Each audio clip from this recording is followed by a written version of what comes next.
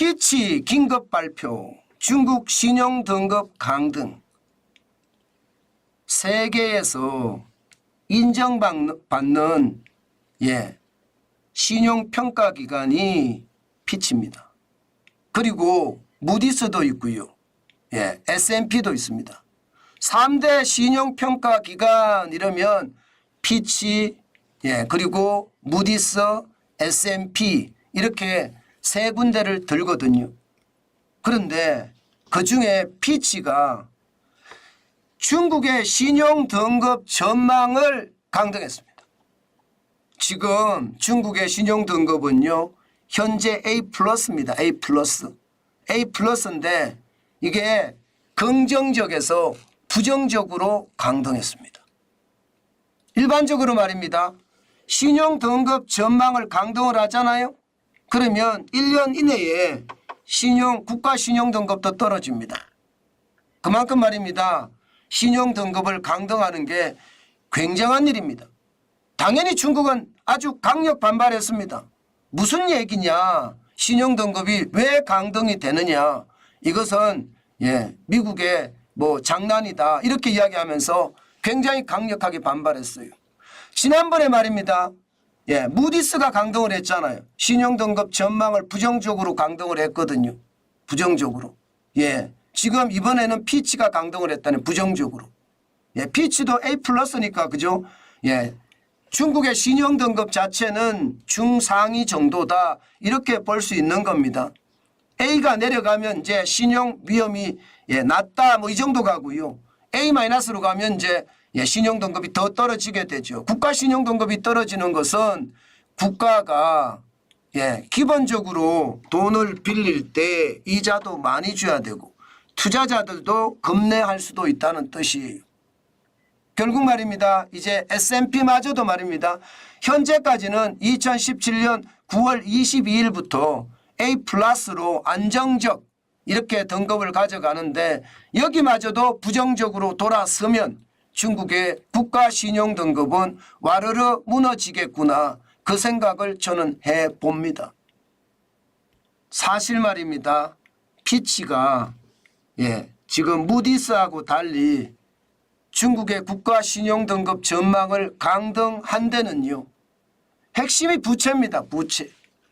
중앙정부의 부채, 지방정부의 부채 이거 장난이 아니라는 이야기입니다.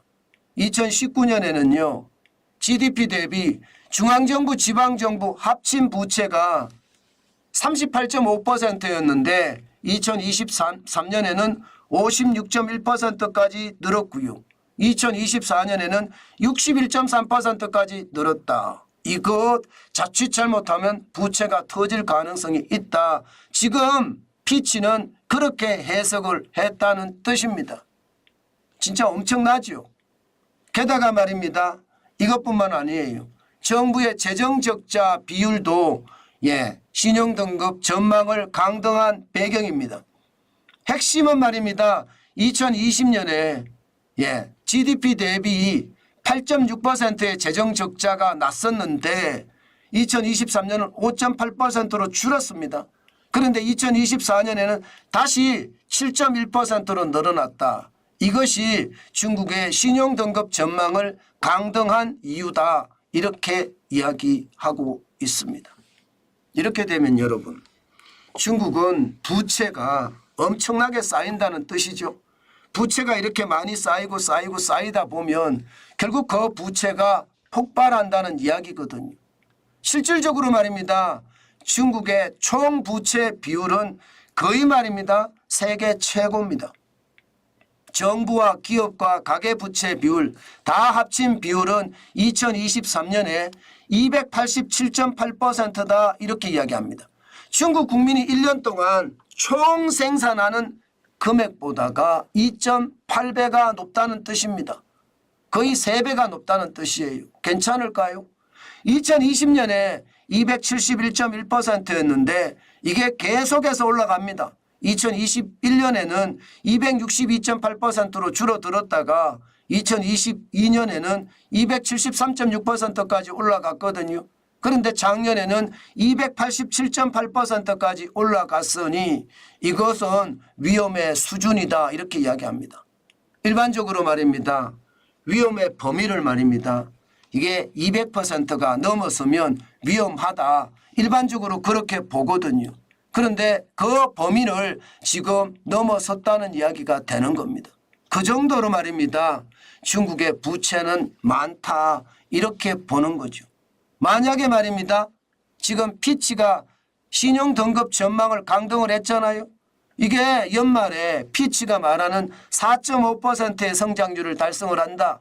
이러면요. 아마도 말입니다.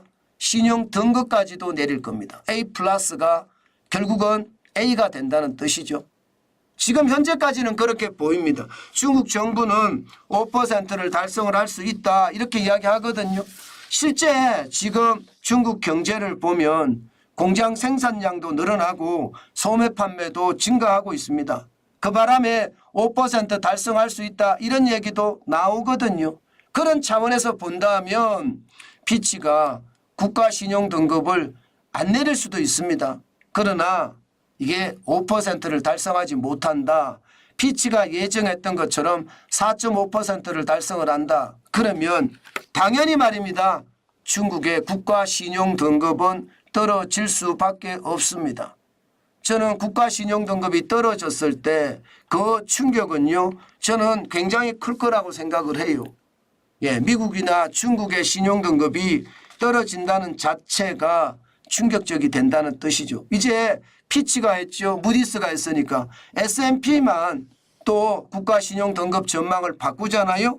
그러면 신용등급이 떨어질 확률도 굉장히 많아진다는 이야기입니다.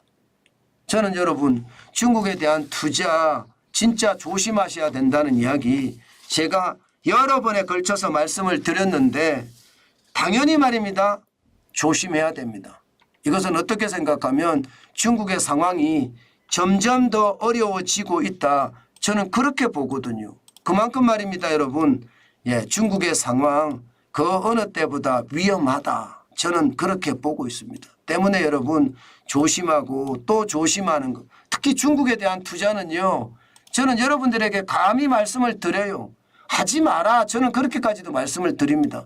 그 정도로 중국의 상황이 지금 좋지 않습니다. 중국의 상황이 좋아질 때까지 기다렸다가 하는 게 저는 훨씬 좋겠다.